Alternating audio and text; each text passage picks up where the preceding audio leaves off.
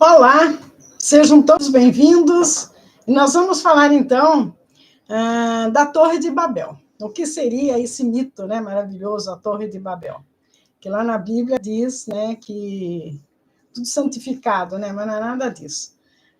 Aqueles que já conhecem o meu canal, sejam todos bem-vindos. É um prazer tê-los aqui comigo, compartilhando comigo desses ensinamentos, dando like, se inscrevendo no meu canal, dando o parecer de vocês aí nos comentários. Muito obrigada, né? E aqueles que não conhecem o meu trabalho, estão vindo aqui pela primeira vez, sejam bem-vindos, né? Sejam bem-vindos, se inscrevam no canal, deixa o seu like, o joinha, né? Para que eu sempre estou pedindo isso aqui, estou sendo repetitiva, porque o YouTube ele só reconhece que um canal é interessante pelo número de like que é dado, pelo número dos participantes, né? Ele entende que aquele canal ele transmite algo interessante, né? E ele começa a divulgar para outras pessoas para que elas tenham conhecimento.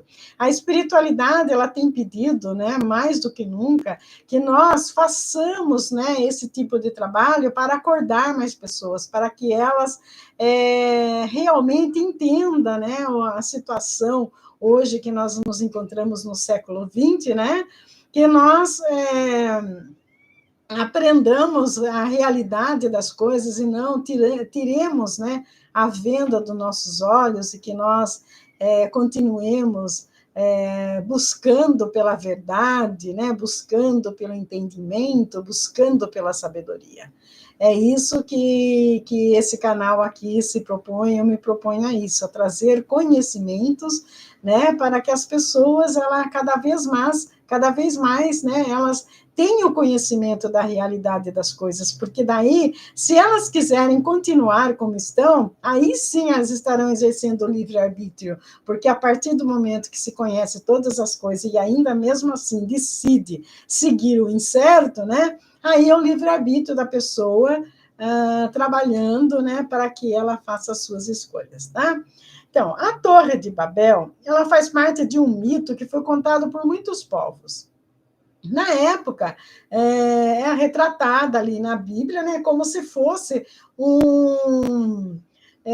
simplesmente um prédio, né, um prédio que eles quiseram fazer uma torre tão alta, mas tão alta que chegasse até os céus, né, e que daí o tal do Javé lá, ele se revoltou contra isso e ele castigou o povo e derrubou a torre, né.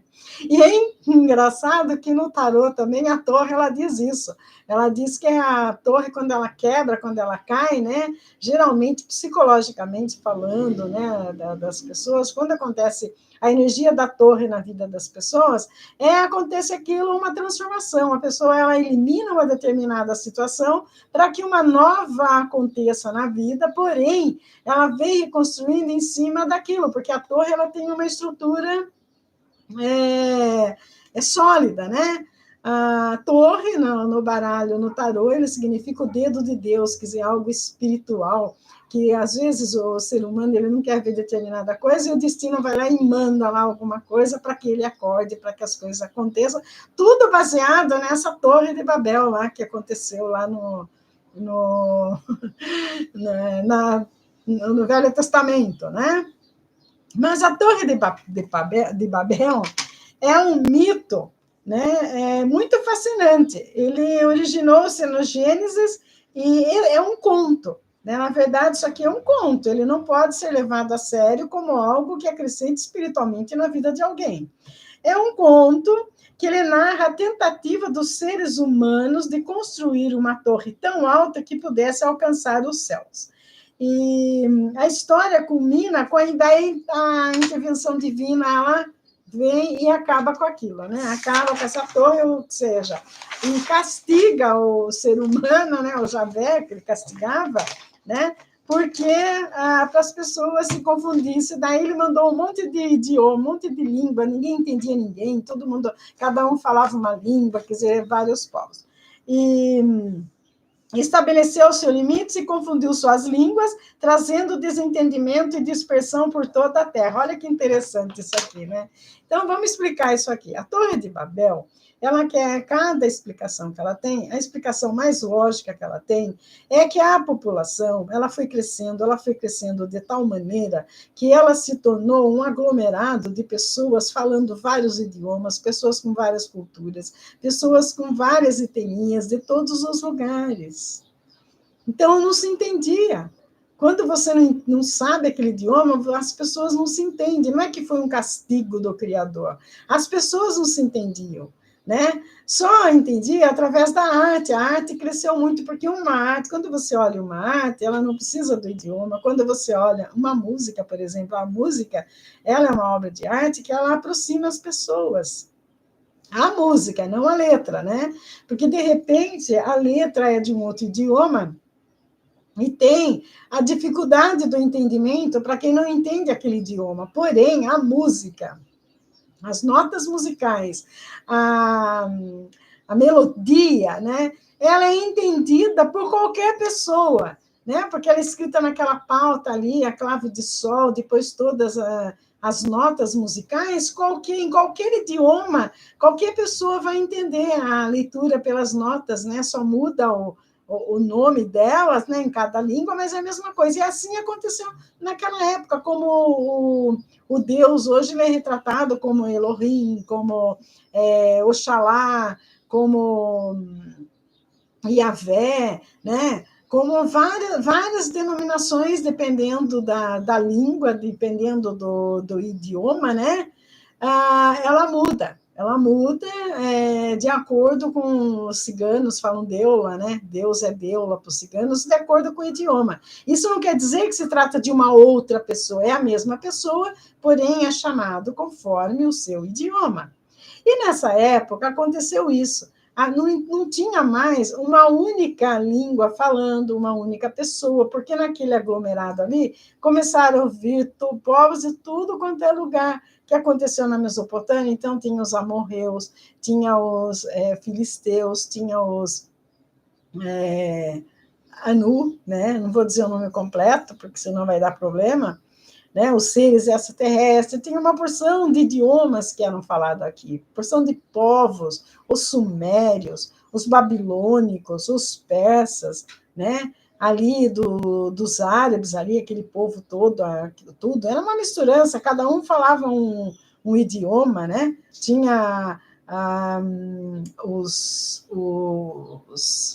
sumérios, eles falavam um dialeto muito pobre, que tinha muito pouco vocabulário, daí que a gente, né, sempre está ressaltando o porquê que muitos textos bíblicos eles foram interpretados de maneira diferente, principalmente se você fizer uma tradução para a língua portuguesa ela é riquíssima em vocabulários. Nós temos vocabulários que outros idiomas não têm. Tem outros idiomas que não existe a palavra saudade. Saudade praticamente só existe no Brasil, né? Só o brasileiro sente saudade, o resto não sente, entende? Porque no nosso idioma existe a saudade, para eles não tem, né? Porque é a pobreza do vocabulário. A língua portuguesa ela é muito rica, né? E a Bíblia ela foi traduzida, né, do sumério para o latim, e do latim que foi traduzido para o inglês. Olha, como o latim é próximo da língua portuguesa, a nossa Bíblia deveria de ser traduzida da língua portuguesa, mas ela foi traduzida para o inglês, e do inglês foi traduzida para o português, ou seja, foi feito uma versão. Não existe tradução ao pé da letra, é uma versão. Então, existem muitas histórias na Bíblia, né, que não é mais a que era originária dos sumérios, né? Cada um que fez a tradução, ele colocou ali a tradução, não, que fez assim uma versão mais parecida, ela aproximou mais daquilo, mas não é o verdadeiro sentimento, né, daquela pessoa que presenciou isso. E a Torre de Babel, né, essa história aconteceu depois do dilúvio. O dilúvio também é uma mitologia, que ela é contada pelos índios aqui do Brasil, eles contam, os tupis, eles contam a história do dilúvio. Vários lugares, na China também existem, né, na mitologia deles, a história do dilúvio. Então, o dilúvio, ele não é especificamente do Gênesis aí desse livro, né, que, aliás, esse livro ele não é considerado universal. Tem países que nem conhecem a Bíblia, que nunca viram a Bíblia porque eles não acreditam naquele Deus, no Javé, né? Eles não acreditam naquele Deus, eles acreditam no budismo, acreditam no Krishna. Lá os islamitas, eles seguem o Corão, então eles não reconhecem também, né, isso aí. Mas tem a história do dilúvio porque faz parte da mitologia deles, contada da maneira deles também. Então, a Torre de Babel, né, ela carrega um rico simbolismo. Tanto é o simbolismo na área da arte, na área da escrita, na área da fala, do idioma, né? Na realidade, a história é frequentemente vista como um conto de advertência contra a arrogância humana e a tentativa de alcançar um desafio do divino, né? Então, aqui ela é usada, né, pela religiosidade, ela é usada que o homem estava tentando, né, estar em contato com Deus, e daí aconteceu isso, ou seja, né, eles desmoronaram com aquela torre lá. Por quê? Para pressionar o ser humano que ele não pode buscar pelo autoconhecimento, porque você está proibido de buscar entender, né, o que diz respeito ao divino, que já é uma coisa errada, porque nós podemos buscar as nossas potencialidades, né? Nós podemos, só que eles dizem que não, eles dizem que não pode, entendeu? Então, seja bem-vindo. Aqui tem alguém no chat. Uma boa tarde para você, seja bem-vindo, tá? É um prazer tê-lo aqui comigo. E dando continuidade aqui, né? Então, a Torre de Babel, né, nada mais ela representa o excesso de confiança e orgulho da humanidade, simboliza os desafios da comunicação humana, né? Os desafios da comunicação humana. Na verdade, né, o que acontece é o seguinte: a Bíblia ela se fixa em simbolismo. Então, ela não permite que o ser humano que ele se desenvolva, ele tem que sempre seguir aqueles moldes, né, seguir aquilo que é proposto, né, para eles. Ela não pode sair daquilo. Sair daquilo é castigo. Você procurar o divino é castigo. Você tentar desenvolver suas potencialidades é castigo. Isso aí é um erro, porque o próprio Criador, ele nos deu esse poder. Nós podemos sim buscar por entendimentos das coisas. E a confusão de língua, né, e a dispersão do povo simboliza a diversidade cultural e linguística da humanidade. A nossa humanidade ela é riquíssima em linguística, em arte, em filosofia, em culturas. A gente tem cultura em todos os lugares, cada uma diferente da outra, é uma maravilha. Até o Brasil, né, que foi descoberto por Portugal, a cultura portuguesa tem muita coisa diferente da cultura brasileira. A cultura brasileira é a mais rica, a língua brasileira ela é linda, maravilhosa. Quando você vai na Europa, os estrangeiros, quando você fala, eles ficam observando, eles acham o idioma português a língua mais linda do mundo. E a mais difícil também. A gente é que não dá valor para as coisas que a gente tem.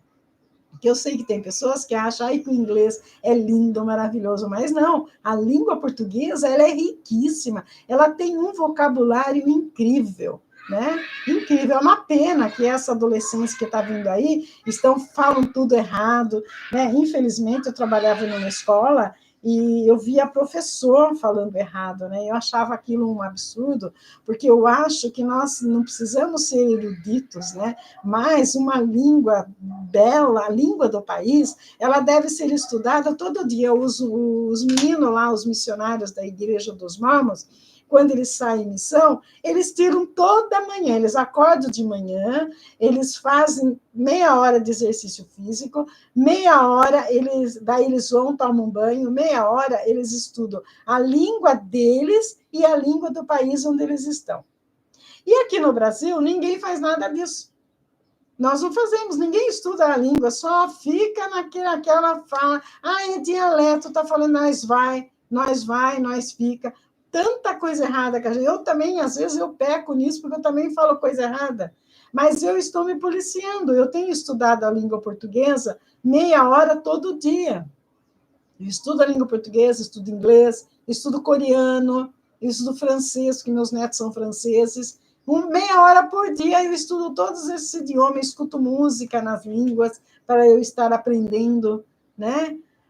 Eu sei que daí a pessoa vai falar, mas é difícil. Gente, o tempo é a gente quem faz. Se você tem o celular, tem um fone, coloca no ouvido 10 minutos de uma língua que você quer aprender, ou da língua portuguesa mesmo, alguma coisa que você queira aprender. Procura aí no YouTube, existe, né, professores de português, língua portuguesa, ou aquele escola lá, e ouça, né? Porque agora, eu sinceramente me perdoem os professores, né? Mas eu não admito que um professor fale errado a língua, né? Que os adolescentes falam, ainda vá, né? Mas um professor falar errado, eu acho isso inadmissível. Eu acho que isso é a minha visão, veja bem, eu acho que nós temos por obrigação de falar bem a nossa língua, né? De estudar a nossa língua, de preservar a nossa cultura. Também eu estudo Romani, que é a linguagem dos ciganos, né? Então, o ser humano ele pode aprender quantos idiomas ele quiser. Depois que ele aprende um idioma além do seu, o restante é tudo mais fácil. Tudo mais fácil. Eu nunca vou esquecer, Jô Soares, ele falava 6 idiomas. Ele era uma pessoa incrível, incrível mesmo. Ele não acreditava na Bíblia como livro sagrado, ele não acreditava em Deus, mas ele conhecia a Bíblia inteirinha. O que você perguntasse para ele sobre a Bíblia, ele sabia. E ele era considerado um ator, né? E conhecia pra caramba a Bíblia, né? Então, é isso que nós precisamos fazer, não ficar discutindo a religiosidade e aprender coisas úteis, aprender sobre saúde, aprender sobre economia, aprender sobre a nossa língua, principalmente. 10 minutos por dia, aprenda uma coisa diferente. Está falando errado, se policie para falar melhor, né? Para se expressar melhor. Ensina os adolescentes da família a falar corretamente e não usar esse nós todes que eles usem, sabe? Nós vai, vós fica, que isso aí é ridículo. Isso aí distorce, né, o sentido do que está querendo falar, né? É errado, porque é outra coisa, não adianta querer inventar aquilo que não é. É difícil a nossa língua? É difícil, mas ela é a língua mais bela do mundo. Bota isso na cabeça e vamos vivenciar isso. Ter orgulho de ser brasileiro, de falar uma língua linda como é a nossa, onde pode expressar tudo o que a gente sente.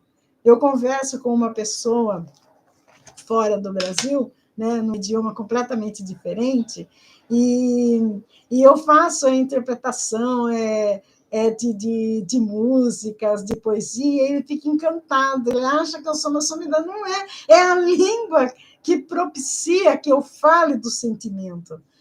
As outras pessoas elas não conseguem expressar o sentimento, né? Elas não conseguem, mas nós conseguimos.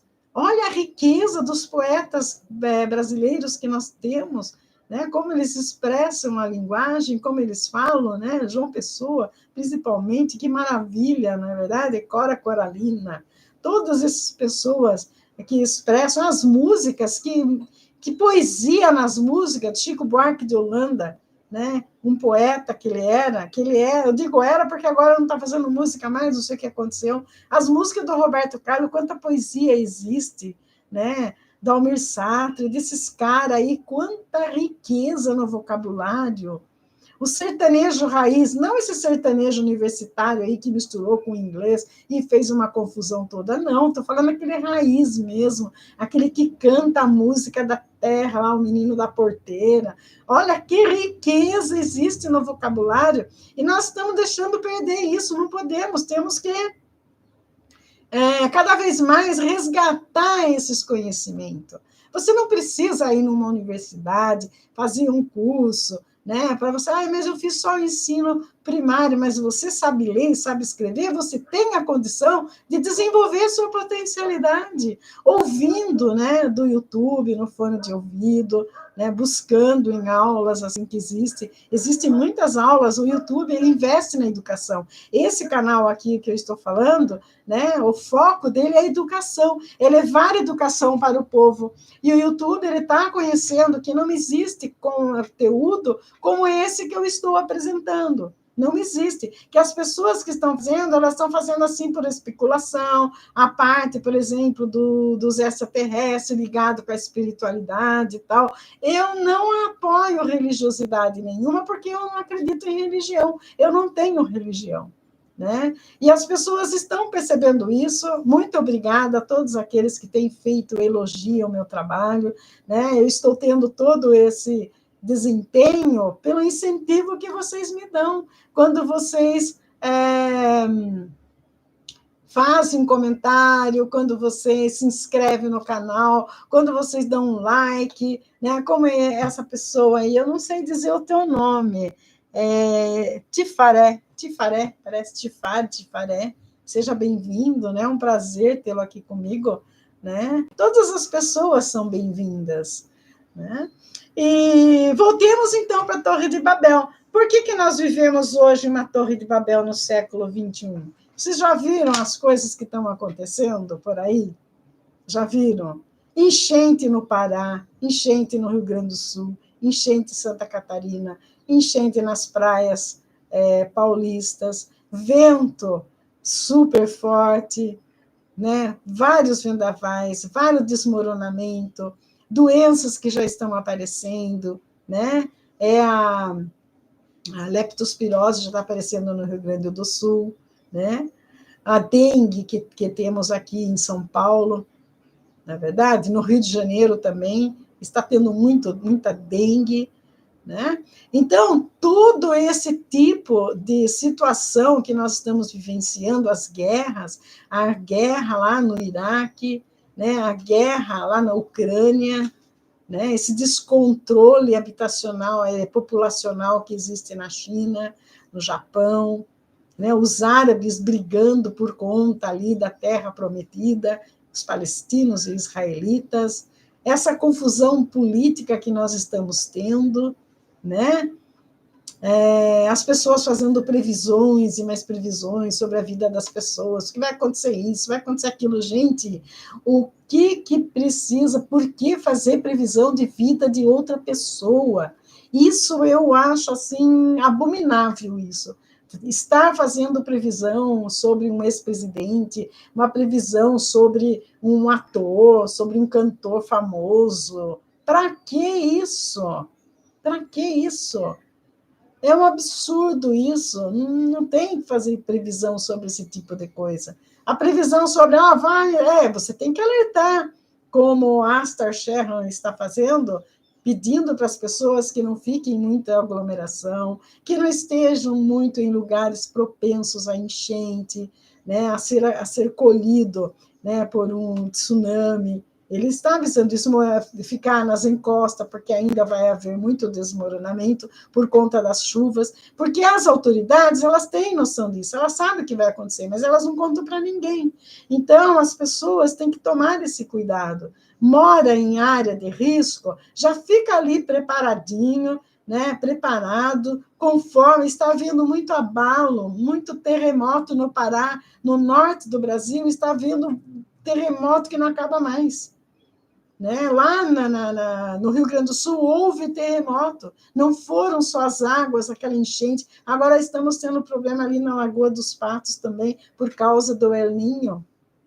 Né? Então, as pessoas precisam estar atentas, evitar muita aglomeração para não estar transmitindo essas doenças de dengue, que pode ainda voltar o vírus da Covid, que ele não foi exterminado, apenas foi dado vacina nas pessoas, mas não achou um meio de exterminar esse vírus, né?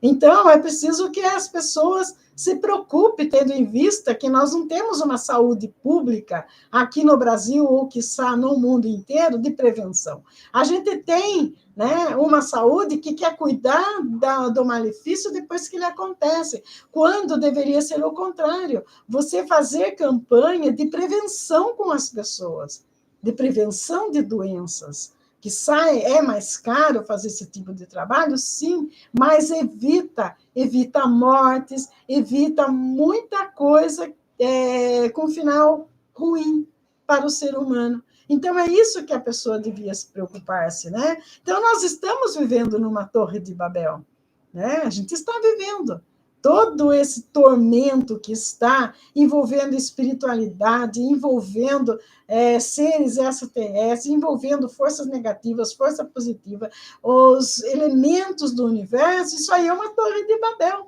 que está acontecendo em pleno século XXI, né?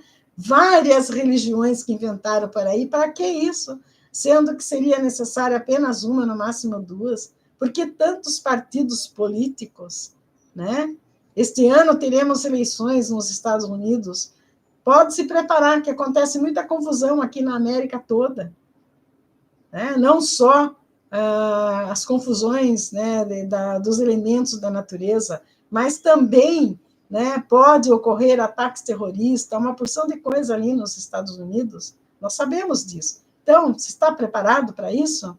Se está preparado para uma situação dessa, para um desmoronamento dessa torre de Babel toda? O mundo nunca vai acabar, né? Se alguém acha que a Terra um dia vai acabar, né? E se acabar um dia, ó, nós não vamos estar aqui para ver, porque vai ser, ó, milhares e milhares de anos. Nenhuma dessa geração ou de outra que virá terá a condição de ver que a Terra está acabando. Isso não existe, entendeu? Mas essas coisas acontecem, né? Acontece esse problema de doenças, desmoronamento, inundação, vento que leva tudo quanto é coisa, né? E isso vai acontecer sempre, né? Fome, corrupção, roubalheira, poder de uma minoria e o resto todo sendo sacrificado, as ovelhas, né? Eu acabei de fazer uma live aí, né, sobre a Bíblia, né, sobre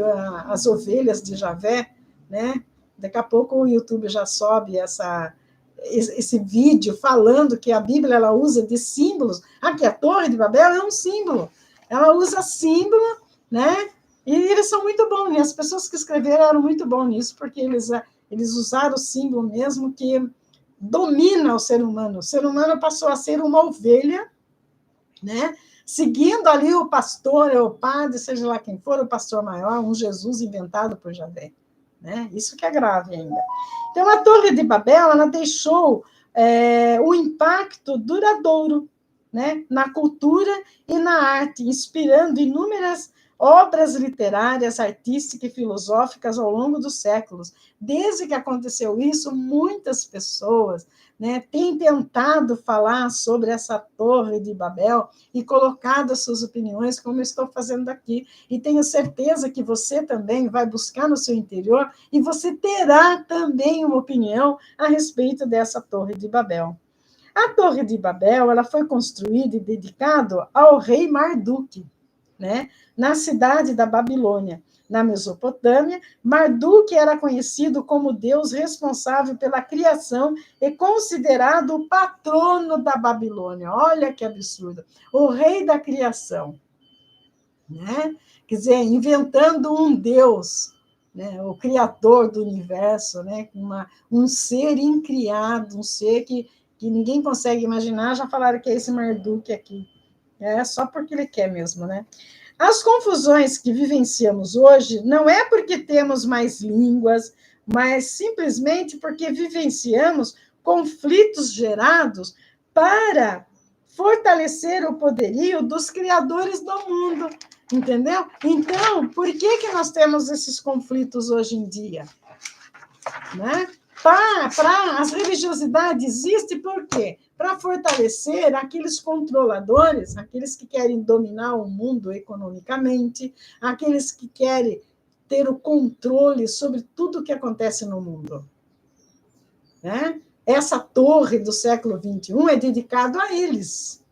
A família dos Rothschilds, a família dos Rockefeller, né? E tantas outros clubes de Bilderberg, né? E assim por diante, tantas outras que fazem parte lá da Agenda 2020, né? Dos protocolos, aí que nós sabemos quem é patriota, né? Quem segue os patriotas, patriotismo, né? Ele tem essa noção. Então, nós precisamos ficar atentos e não dar ouvidos para essas pessoas, não deixar que eles simplesmente tomem conta e criem uma nova torre de Babel para que seja destruída. Não.